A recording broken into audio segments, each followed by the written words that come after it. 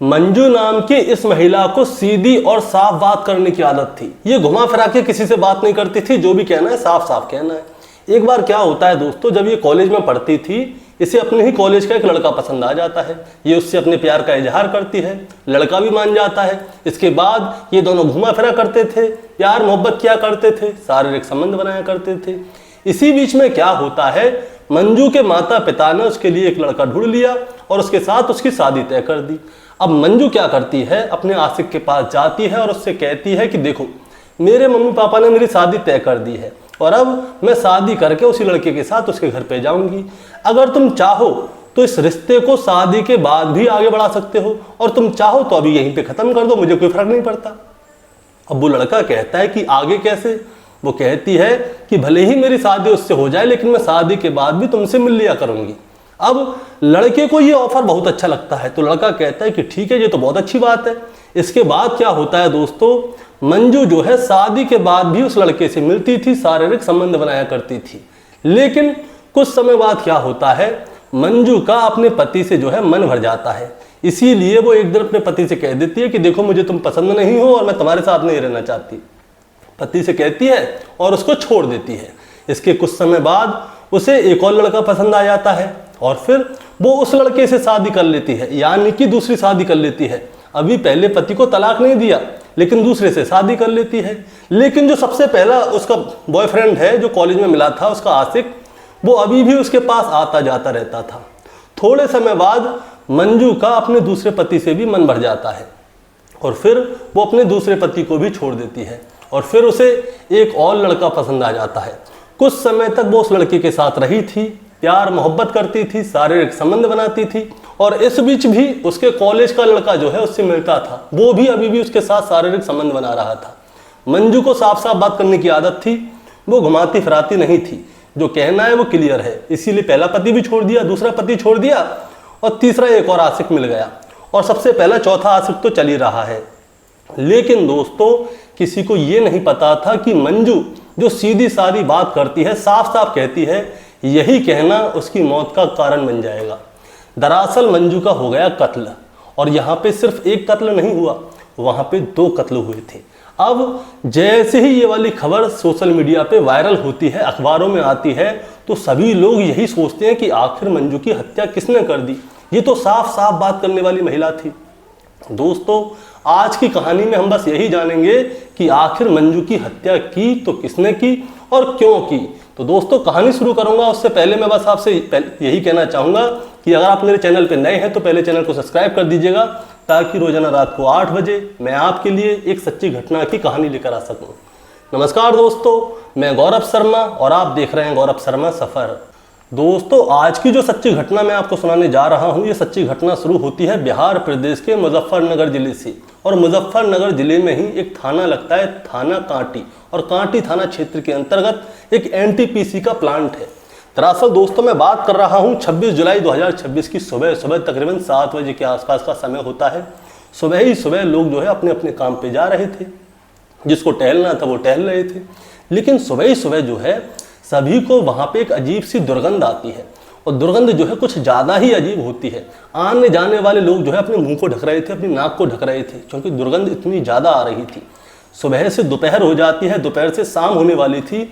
आसपास के लोग बहुत ज़्यादा परेशान हो जाते हैं। एनटीपीसी प्लांट में जो लोग काम कर रहे थे, मजदूर थे, वो सभी लोग परेशान हो जाते हैं कि आखिर ये दुर्गंध आ रही है तो कहाँ से आ रही है।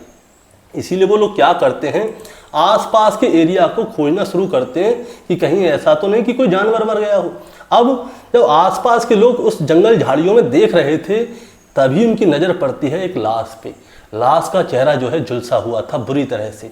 अब जैसे ही उन्होंने लाश देखी तो नज़दीक जाके देखा तो पता चला कि वो एक लड़की की लाश है। इतनी ही देर में जब वो लाश देखते हैं तो वो पुलिस को फ़ोन करते हैं। पुलिस थोड़ी ही देर में मौके पर पहुंच जाती है, वहाँ पे आके छानबीन करती है। लड़की का चेहरा जो है बुरी तरह से झुलसा हुआ था। लड़की की फोटोग्राफी होती है, देखा जाता है उसने क्या पहना हुआ था, क्या क्या उसके पास था। उसके पास कुछ भी नहीं मिला, सिर्फ उसने कपड़े पहने हुए थे, चेहरा जो है झुलसा हुआ था। उसकी पहचान मिटाने की कोशिश की गई थी। लेकिन दोस्तों, होता क्या है, लड़की ने कपड़े जो पहने हुए थे उनके ऊपर एक स्टिकर लग रहा था और उस स्टिकर के ऊपर HAMCH लिखा हुआ था। अब ये HAMCH क्या है, इसके बारे में कोई जानकारी नहीं है, लेकिन पुलिस वाले क्या करते हैं, इस लड़की के बारे में जानने की कोशिश करते हैं कि आखिर ये लड़की कौन है, कहाँ से आई है और किसने इसकी हत्या की है। इसीलिए जो फोटो इसके खींचे गए थे, उन सभी फोटो को जो है पुलिस वाले सोशल मीडिया पे अपलोड कर देते हैं और फिर ये सारे के सारे फोटो जो है मुजफ्फरनगर जिले के अलग अलग सोशल मीडिया हैंडल पे पहुंच जाते हैं। और जब ये सारे के सारे फोटो अलग अलग जगह पे पहुंचते हैं तभी जाके पुलिस वालों को एक सूचना मिलती है। दरअसल दोस्तों, जो लड़की ने ड्रेस पहनी हुई थी उसके ऊपर HAMCH लिखा हुआ था, वो एक प्राइवेट नर्सिंग होम का नाम है और ये लड़की जो है उसी में काम करती थी। अब पुलिस वाले क्या करते हैं, इस नर्सिंग होम में पहुंच जाते हैं और नर्सिंग होम में जाके पूछा जाता है कि क्या आपके यहाँ पे कोई ऐसी लड़की है जो कि कुछ दिनों से आ नहीं रही। दरअसल दोस्तों, इस लड़की की हत्या जो है कई दिन पहले की गई थी और इसकी लाश जो है सड़ चुकी थी और उसका मुंह भी झुलसा हुआ था। अब जो दिन वाले थे, स्टाफ थे, उनको कुछ पता ही नहीं कि कोई लड़की आ रही है कि नहीं आ रही, इसीलिए रजिस्टर खोल के देखा जाता है कि कौन लड़की गायब है यहाँ से। तब जाके पता चलता है कि एक लड़की जो है कि वो कई दिनों से आ नहीं रही। उस लड़की का नाम है मंजू कुमारी, जिसकी उम्र है 30 साल के आसपास। मंजू कुमारी जो है 23 जुलाई 2026 से हॉस्पिटल में नहीं आ रही। वो कहाँ है कहाँ नहीं है उसके बारे में कुछ पता नहीं है। घर वालों से संपर्क करने की कोशिश की गई थी लेकिन घर वालों को भी उसके बारे में कोई पता नहीं है। अब पुलिस वाले क्या करते हैं, मंजू कुमारी का पता निकलवाते हैं कि ये मंजू कुमारी रहती कहाँ है। तब जाके पता चलता है कि कांटी थाना क्षेत्र के अंतर्गत नरसंडा एक जगह है, वहाँ पे मंजू कुमारी रहती है। पुलिस की टीम जो है मंजू कुमारी के घर पे पहुंच जाती है। दरवाज़ा खटखटाया जाता है और जब दरवाज़ा खटखटाया जाता है तो मंजू कुमारी के पिता विनोद शाह वो दरवाज़ा खोलते हैं। अब उनको बताया जाता है कि हमें ऐसे ऐसे करके एक लड़की की लाश पाई है जिसका चेहरा झुलसा हुआ है, आप बताइए, क्योंकि हमें जो है उसके ऊपर जो कपड़े मिले थे तब जाके हमें नर्सिंग होम का पता चला। नर्सिंग होम में ये लड़की जा नहीं रही, हमें पता चला है कि वो आपकी बेटी मंजू कुमारी है। उसको फ़ोटो दिखाए जाते हैं और जब वो फ़ोटो देखता है, कपड़ों को देखता है तो बाप तुरंत ही पहचान जाता है। अब उससे पूछा जाता है कि मंजू कुमारी कितने दिन से गायब है, कहाँ है। तब जाके जो है बाप बताता है कि मेरी बेटी मंजू कुमारी अकेली गायब नहीं है, उसका एक 6 साल का बेटा भी है जिसका नाम है आर्यन। आर्यन उसी के साथ गया था और वो भी कई दिनों से गायब है। हमने पुलिस में कई बार रिपोर्ट लिखाने की कोशिश गई, हम थाने कई बार गए थे लेकिन उसके बारे में कोई भी जानकारी नहीं मिली। लेकिन अब आप हमारे सामने आए हो, आप बता रहे हो कि मंजू कुमारी की लाश मिली है। अब पुलिस वाले जो है उससे पूछते हैं कि भाई तुम्हें क्या लगता है किसने मंजू कुमारी की हत्या की होगी, तुम्हें किसके ऊपर शक है।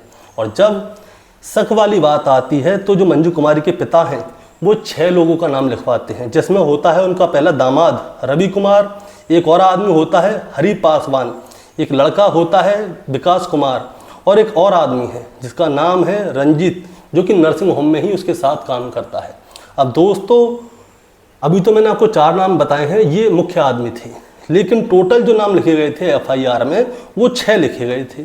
अब दोस्तों, पुलिस के सामने एक और चीज़ आ गई कि मंजू के साथ में जो है उसका 6 साल का बेटा भी गायब हुआ है। अब पुलिस वाले कहते हैं कि बेटा कहाँ है, कहीं ऐसा तो नहीं कि बेटे की भी हत्या कर दी गई हो। जिस जगह पे मंजू की लाश पाई थी पुलिस वालों को, NTPC प्लांट के पीछे, पुलिस की टीम दोबारा से उसी जगह पे जाती है। 26 जुलाई 2026 को मंजू की लाश पाई थी, पुलिस की टीम 31 जुलाई 2026 को जाती है उसी जगह पे देखने। तब जाके जहाँ पे मंजू की लाश पाई थी वहाँ से कुछ ही दूरी पे एक बच्चे की चप्पल पाई थी, और जब बच्चे की चप्पल पाती है तो पुलिस वालों को डाउट हो जाता है कि यहीं पे कहीं पे बच्चे की भी लाश हो सकती है। अब पुलिस वाले वहाँ पे हर जगह ढूंढते हैं, तब जाके लगभग 50 मीटर की दूरी पे मंजू कुमारी का 6 साल का बेटा आर्यन, उसकी भी लाश मिलती है। उसका भी चेहरा जो है झुलसा हुआ था। अब पुलिस वाले आर्यन की लाश को भी जब्त करते हैं, पोस्टमार्टम के लिए भेजते हैं और साफ पता चलता है कि इनको जो है बुरी तरह से पीटा गया है, इनका गला घोट के इनकी हत्या की गई है। इसके बाद इनके चेहरे पे कोई ज्वलनशील पदार्थ डाला गया है ताकि इनकी पहचान मिट जाए। लेकिन दोस्तों, अब जो है माँ और 6 साल का बेटा, इन दोनों की लाश सामने आ गई है और जो मंजू कुमारी के पिता हैं उन्होंने 6 लोगों के खिलाफ नामजद रिपोर्ट लिखाई थी। अब पुलिस वाले क्या करते हैं, उन 6 लोगों के पास एक एक करके जाते हैं और फिर उनसे पूछताछ करते हैं और उन 6 लोगों में से एक आदमी का नाम साफ साफ क्लियर आ रहा होता है। उसका नाम है हरि पासवान। हरि पासवान ने कोई कत्ल नहीं किया था, लेकिन उसने जो है कातिल को छुपाने की पूरी कोशिश की थी। इसीलिए पुलिस वाले क्या करते हैं, हरि पासवान को हिरासत में लेते हैं और फिर उससे पूछते हैं कि कातिल कहाँ है और कौन है, और फिर उसके साथ सख्ती बरती जाती है। और जब सख्ती बरती जाती है तब वो एक नाम लेता है, वो नाम था विकास कुमार। विकास कुमार जो है हरीश पासवान का बेटा है, और हरीश पासवान के बेटे विकास कुमार ने ही मंजू की हत्या की थी और एफआईआर में भी इसका नाम लिखाया गया था। अब पुलिस वाले क्या करते हैं, तारीख आ जाती है 1 अगस्त 2026। 1 अगस्त 2026 को पुलिस वाले घेराबंदी करते हैं और विकास कुमार को भी पकड़ लेते हैं। पकड़ के सीधे उसे थाने लाते हैं और थाने में फिर उससे पूछा जाता है कि बताओ तुमने मंजू की हत्या क्यों की। विकास शुरुआत में तो सबको ऐसी जो है अपनी बातों में घुमा रहा होता है, वो कहता है मैंने क्यों हत्या की है, मैंने तो कुछ किया नहीं है, आप तो मेरे को फंसा रहे हो। लेकिन पुलिस वालों का जो है पूछने का तरीका ही कुछ अलग होता है। थोड़ी देर बाद ही विकास ने जो है तोते की तरह पूरी कहानी सुनाना शुरू कर दिया, और जब वो कहानी सुनाता है तब बताता है कि विकास कुमार और मंजू का जो है कॉलेज टाइम से ही अफेयर चल रहा था। वो दोनों आपस में प्यार करते थे, शारीरिक संबंध बनाते थे। कुछ समय बाद मंजू के परिवार वालों ने मंजू के लिए एक लड़का ढूंढ लिया। अब मंजू क्या करती है, वो विकास कुमार को ऑफर देती है अपने आशिक को कि देखो मेरे मम्मी पापा मेरी शादी कराना चाहते हैं और अब मैं शादी करके अपने पति के साथ ही उसके घर पे रहूंगी, लेकिन तुम्हारे लिए एक ऑफर है, अगर तुम चाहो तो शादी के बाद भी इस रिश्ते को इसी तरह से कायम रख सकते हो। वो कहता है कैसे, वो कहता है कि शादी के बाद भी, मंजू कुमारी कहती है कि शादी के बाद भी मुझे जैसे ही मौका मिले करेगा मैं तुम्हारे पास आ जाया करूंगी, फिर शारीरिक संबंध बनाया करेंगे। अब विकास कुमार को ये ऑफर बहुत अच्छा लगता है, भाई शादी करके तो जा रही है लेकिन शादी के बाद भी ये मेरी ही है। अब इधर मंजू की शादी हो जाती है, इधर विकास कुमार की भी शादी हो जाती है। जब भी मौका मिलता था मंजू विकास कुमार के पास जाती थी, ये दोनों शारीरिक संबंध बनाते थे। शादी के बाद मंजू कुमारी को 2 बेटे हुए। अब 2 बेटों को वो पाल रही थी। पूरे 5 साल तक वो अपने पति के साथ रहती है, लेकिन मंजू को जो है सीधी सीधी बात करने की आदत थी, वो बातों को घुमाती नहीं थी। उसका अपने पति से मन भर जाता है, और जब उसका अपने पति से मन भर जाता है तो वो क्या करती है, वो अपने पति से कह देती है कि देखो मैं तुम्हारे साथ नहीं रह सकती, अब मैं ब्रेकअप चाहती हूँ, मैं तुम्हें छोड़ना चाहती हूँ। पति इतना ज़्यादा कुछ उसकी बात को सीरियस लेता नहीं, वो कहता है कि जाना है तो जाओ, क्योंकि मंजू कुमारी जो सीधी सीधी बात करती थी, घुमा फिरा के बात नहीं करती थी, पति को सब कुछ पता होगा, वो उससे छोड़ देती है। इसके बाद वो जो है एक नर्सिंग होम में काम करने लग जाती है। अब मंजू कुमारी को जो है एक और लड़का मिलता है, उससे प्यार हो जाता है तो वो उससे शादी कर लेती है। और जो पहले पति के जो 2 बच्चे थे वो दादा दादी के पास उसने छोड़ दिए थे। अब दूसरा पति उसके सामने आ गया है, लेकिन मंजू ने पहले पति को अभी तक तलाक नहीं दिया। अब दूसरे आदमी के साथ रहती है, उससे भी एक बच्चा पैदा होता है, और थोड़े समय बाद उससे भी उसका मन भरने लगता है। मन भरने की एक वजह थी, मंजू कुमारी जो है एक नर्सिंग होम में काम करती थी, और नर्सिंग होम में ही एक स्टाफ उससे मंजू कुमारी की जो है नैन मटक्का हो जाते हैं। इसके बाद वो अपने दूसरे पति से कहती है कि देखो मैं तुम्हारे साथ नहीं रह सकती, मुझे मूव ऑन चाहिए, मैं अलग रहना चाहती हूँ, हमारी कहानी यहीं तक थी। दूसरा पति भी सही था, वो भी उसे छोड़ के चला जाता है। अब मंजू कुमारी क्या करती है, एक किराए पे कमरा ले लेती है, और जो दूसरा पति का जो बेटा है आर्यन, जिसकी उम्र 6 साल है, उसे वो अपने साथ ही रखती थी और किराए के कमरे पे रहती थी, नर्सिंग होम में काम करती थी, सब कुछ ठीक था। और जो उसका सबसे पहला आशिक है विकास कुमार, वो उसके घर पे आया जाया करता था, एक तरह से मान लो लिविंग रिलेशनशिप में रह रहा था, बस उसके साथ परमानेंट नहीं रहता था, जब भी उसका मन करता था आता था जाता था। एक दिन क्या होता है, जब विकास घर पे आता है तो वो देखता है कि मंजू कुमारी जो है वो किसी से फ़ोन पे बात कर रही है, लंबे लंबे समय तक बात कर रही है, हंस हंस के बात कर रही है। 1 दिन 2 दिन 3 दिन 4 दिन वो रोजाना किसी से बात करती है। अब विकास उससे पूछता है कि यार ये तुम किससे बात करती हो इतने लंबे समय तक, किससे हंस हंस के बात करती हो, हमें भी तो बताओ उसके बारे में, कौन है वो। तब वो बताती है कि एक लड़का है, उससे मेरी दोस्ती हो गई है और हम दोनों जो है मुझे उससे बात करना अच्छा लगता है। तो विकास उससे पूछता है कहीं ऐसा तो नहीं कि तुम उससे प्यार करती हो। मंजू कुमारी कहती है कि हाँ मैं उससे प्यार करती हूँ। अब विकास उससे पूछता है तुमने उसके साथ शारीरिक संबंध बनाए कि नहीं बताए।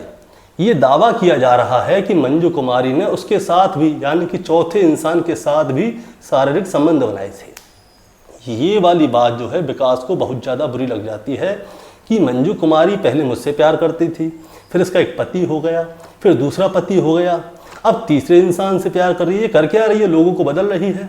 तो वो कहता है कि यार तुम ये क्या कर रही हो? मंजू कुमारी साफ साफ कहती है कि देखो तुम मेरे कॉलेज के बॉयफ्रेंड हो, तुम मुझसे प्यार करते हो, मुझे पसंद करते हो, मैं तुम्हारी सारी इच्छा पूरी करती हूँ। अगर तुम्हें मेरी ये सारी चीज़ें बुरी लगती हैं तो तुम मुझे छोड़ के कभी भी जा सकते हो, मैंने तुम्हारा हाथ नहीं पकड़ा, तुम्हें रहना है तो रहो, नहीं रहना है तो जाओ, मुझे फ़र्क नहीं पड़ता। ये वाली बात विकास कुमार को बहुत ज़्यादा बुरी लग जाती है। वो कहता है कोई बात नहीं। इसके बाद क्या होता है दोस्तों, जो विकास है वो जो है मंजू कुमारी को जो है रास्ते से हटाने की सोच लेता है कि कैसे ना कैसे करके अब मंजू कुमारी को रास्ते से हटाया जाए, ये तो बड़ी गलत औरत में लगी मेरे को। अब तारीख आती है 23 जुलाई 2026। 23 जुलाई 2026 की सुबह सुबह विकास जो है मंजू को फ़ोन करता है और कहता है कि एनटीपीसी प्लांट के पीछे आ जाओ, मुझे तुमसे कुछ बात करनी है, मुझे तुमसे मिलना है। मंजू कुमारी कहती है कि पुराना आशिक है, लड़कियों को ज़्यादा ही विश्वास होता है कि कहीं पे बुला रहे कोई भैया, मैं तो आ जाऊंगी। अब मंजू कुमारी क्या करती है, अपने 6 साल के बेटे आर्यन को लेके वहाँ पे पहुँच जाती है। दोपहर का समय होता है। अब विकास और मंजू के बीच में जो है झगड़ा हो जाता है इसी बात को लेके कि मंजू आए दिन आदमियों को बदल रही है, लड़कों को बदल रही है, वो ना जाने किस किस के साथ शारीरिक संबंध बना रही है। विकास को ये वाली बात बुरी लगती थी। अब इन दोनों के बीच में झगड़ा हो जाता है, हाथापाई हो जाती है। विकास मंजू को पकड़ता है और बुरी तरह से पीटता है, लेकिन मंजू हार नहीं मानती। अब विकास को बहुत ज़्यादा बुरा लग जाता है, इसीलिए विकास क्या करता है, मंजू कुमारी के गले को पकड़ता है और जोर से दबाता है, तब तक दबाता है जब तक कि मंजू कुमारी मर ना जाए। और फिर वहाँ पे खड़े होकर उसकी लाश को देखता है। वो वहाँ से जाना चाहता था, लेकिन मंजू कुमारी के साथ उसका 6 साल का बेटा आर्यन भी आया था। उसने देख लिया कि आर्यन उसे जानता है, क्योंकि विकास उसके घर पे आता जाता था। विकास को लगता है कि कहीं ऐसा ना हो आर्यन ये वाली बात किसी को बता दे, इसीलिए वो क्या करता है, आर्यन का गला घोट के उसकी भी जान ले लेता है। विकास अपने साथ एक हरे रंग की बोतल लाया था, उसके अंदर कोई ज्वलनशील पदार्थ था। वो क्या करता है, मंजू और उसके 6 साल के बेटे के मुंह पे उस ज्वलनशील पदार्थ को डालता है और आग लगा देता है। वो सोचता है कि शायद वो कभी पकड़ा नहीं जाएगा, पहचान मिट गई है। वो उसके बेटे को उठाता है और 50 मीटर दूर फेंकाता है और फिर वहाँ से चला जाता है। उसने सोचा कि वो शायद कभी भी पुलिस के हत्थे चढ़ेगा नहीं, लेकिन एक स्टिकर ने जिसके ऊपर लिखा हुआ था HAMCH, वो जो है मंजू कुमारी जिस नर्सिंग होम में काम करती थी वहाँ का लोगो था, उसका नाम था। उसी के थ्रू पुलिस ने 24 घंटे के अंदर अंदर इस पूरे केस को सुलझा दिया और इसके बाद विकास कुमार को गिरफ्तार कर लिया और जो उसका बाप है हरि पासवान, उसे भी गिरफ्तार कर लिया। हालांकि हरि पासवान ने विकास के साथ में मंजू की हत्या नहीं की, लेकिन उसने विकास कुमार को छुपाया था और उसके हत्याकांड के बारे में जानता था, इसीलिए उसे गिरफ्तार करके जेल भेज दिया गया। दोस्तों, इस घटना को सुनाने का मतलब आपको परेशान करना है, विचलित करना बिल्कुल नहीं है, बस आपको बताना है और जताना है। बताना जताना ये है कि जब मंजू कुमारी की ये खबर अखबारों में छपी, सोशल मीडिया पे वायरल हुई, तब वहाँ के आसपास के लोगों का कहना यही था कि मंजू कुमारी को जो है साफ साफ बात करने की आदत थी। सीधे सीधे वो हर किसी से बात कह देती है कि तुम्हें पसंद है तो ठीक है, नहीं तो जाओ। अब यही कहना उसकी जान के लिए भारी पड़ गया, खतरा पड़ गया। और जो उसका 6 साल का बेटा है आर्यन, उसकी तो बेचारे की कोई गलती ही नहीं है। वो तो अपनी माँ के साथ गया था, उसकी माँ उसे कहीं पे भी ले जाए। अब बेचारे आर्यन की भी हत्या कर दी। इसीलिए दोस्तों कहते हैं कि कोई गलत रास्ते पे चलता है तो उसके साथ गलत ही होता है। अगर मंजू कुमारी को प्यार था तो पहले आशिक से शादी कर लेती, लेकिन उसने बात तक के लिए उसको ऑफर दिया हुआ था कि शादी के बाद भी तुम मुझसे मिलना चाहो तो तुम मुझसे मिल सकते हो। पहले पति को धोखा, दूसरे पति को धोखा, तीसरा यार आ गया, पहला प्यार चल ही रहा है। अब उसने क्या है, खिचड़ी बना दी और खिचड़ी में ही मंजू कुमारी खुद पिस गई और अपने साथ साथ अपने 6 साल के बेटे को भी पिसवा दिया। दोस्तों, आपका क्या कहना है इस कहानी के बारे में, आप जरा हमें कमेंट में बताएं। चैनल पे नए हैं तो सब्सक्राइब करके जाएं ताकि रोजाना रात को 8 बजे मैं आपके लिए एक सच्ची घटना की कहानी लेकर आ सकूं। नमस्कार।